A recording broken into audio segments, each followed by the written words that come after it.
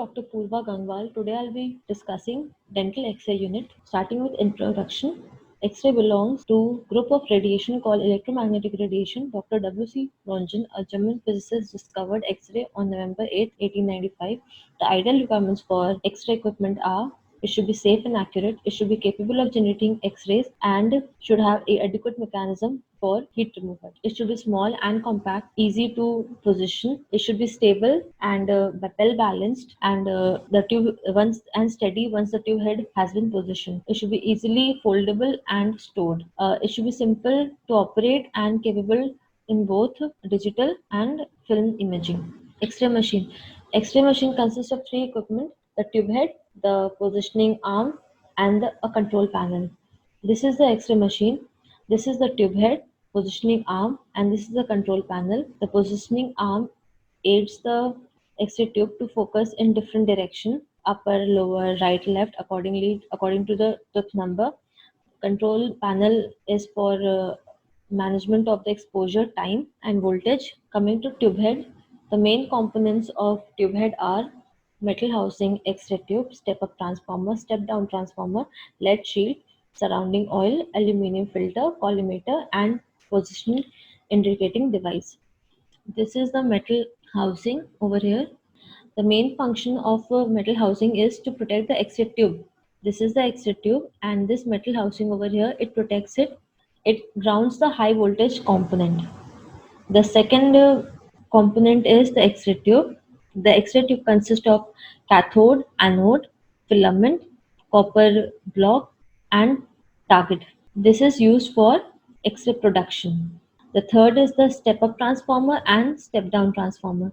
The step-up transformer is to increase the main voltage of 240 volt to a higher voltage, and the step-down transformer is to decrease the main voltage of 240 voltage to a lower voltage. Then there is lead shield. This is the lead shield over here. The lead shield basically minimizes the leakage. Then there is an insulating oil in this particular area, this surface, which is the cedar wood oil. This basically helps in heat removal and insulation. The next component is aluminum filter. This is the aluminum filter. Aluminum filter, it removes the harmful lower energy X-rays, which are also known as the soft X-rays. These lower energy X-rays, if they are not removed, they tend to increase the exposure of the patient, and they might also affect the image quality. The next is the collimator. Over here is a lead collimator. Lead collimator basically it gives the shape to the beam and it limits the beam size. Then the next component and the final one is the PID. PID is a position indicating device. This is basically for the direction of the beam, limiting the beam in a particular shape. PID से क्या होता है, focal spot और patient के बीच में, that is focal spot on the target और patient के बीच में जो distance होता है वो हम easily compare करके use कर सकते हैं. जितना ज़्यादा डिस्टेंस होगा फोकल स्पॉट और पेशेंट के बीच में उतनी पेंट में जाएगी, जितना कम होगा डिस्टेंस फोकल स्पॉट और पेशेंट के बीच में उतनी शार्प में जाएगी. पीआईडी जो होती है हमारी 3 टाइप्स की होती है: conical, rectangular and round. And अगर लेंथ वाइज देखें तो 2 तरह की होती है, short and long. Short is 8 inch and long is 16 inch. Now we'll explain X-ray tube in details. The components are leaded glass housing, cathode, anode, and vacuum. This is the glass housing. The glass housing, it prevents X-ray from escaping in all the direction. That is, it prevents X-ray leakage, radiation leakage. This glass housing, it has one outlet, which is this. From here, all the useful X-ray beams are emitted towards the aluminum disc and finally to the PID. Then second is cathode, but first we'll explain the importance of vacuum. Vacuum is present in all this area. Why is this portion evacuated? Because we have to make sure that the electrons and the gas molecules, they don't collide, and vacuums prevents the collision of the fast moving electron with the gas molecule, and because it significantly reduces their speed. Vacuum also prevents oxidation, that is burnout of the filament. This is a filament, this tungsten filament, and vacuum makes sure that it doesn't burns. Next point is cathode. Cathode is negatively charged. It consists of tungsten filament. This is a tungsten filament and molybdenum focusing cup. The tungsten filament is 2 mm in diameter and 1 centimeter in length. And molybdenum cup, it is concave in shape. It basically helps in converts the electron into a narrow beam and focuses them to directly towards the focal spot. This is a focal spot. Coming to anode, anode is positively charged. This is anode. It consists of copper stem and tungsten focal spot. Anode is inclined at 20 degree. So why do we use tungsten? Because anode जो है, it is a positively charged. It contains tungsten target which is embedded in the copper stem. This is the copper stem and this is a tungsten target. The purpose of the target in the X-ray tube is to convert the kinetic energy of colliding electron into the X-ray photon. The electrons which are focused from the focusing cup, molybdenum focusing cup, and when they hit the focal spot, they are converted into X-ray photon. This process is basically insufficient efficient.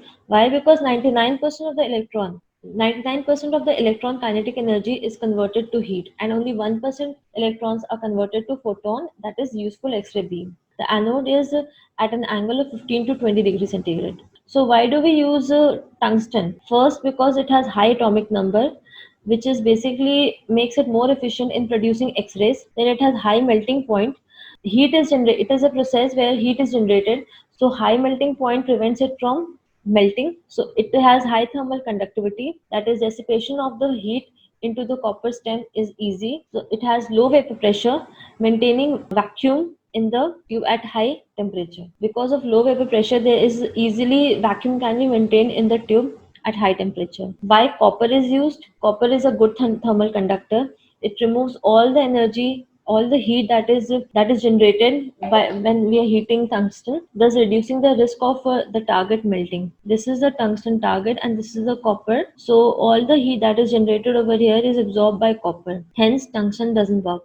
Doesn't melts. Types of anode. There are two types of anode: stationary and rotating anode.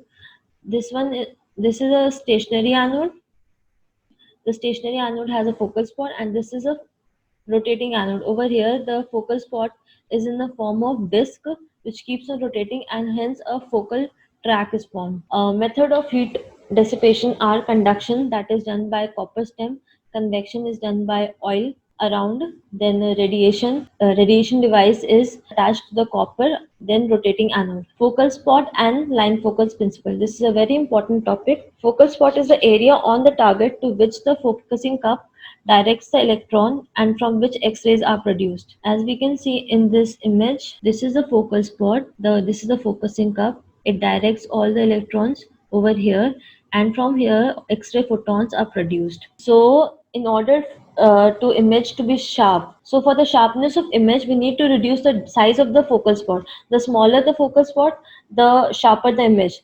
And if the focal spot is small, this means the heat produced is high. So in order to prevent the tungsten from melting, we need a larger focal spot. So this was two conflicting ideas. So there was a principle known as line focus principle, in which the need of small focal spot and the large focal spot was used in one way. This conflicting need of small focal spot to produce sharp radiographic image and large focal spot to aid in dissipation of heat led to development of line focus principle. Line focus principle, the target is inclined at 20-degree angle, that is the angle of truncation, to the central ray of the X-ray beam. This causes the effective focal spot to be approximately 1 into 1 mm and the actual focal spot to be 1 into 3 mm. By this I mean that this is the anode and there is an angle of 20 degree. This is the central ray and this is the inclination of anode, and there is an angle of 20 degree in between. This is the angle of truncation.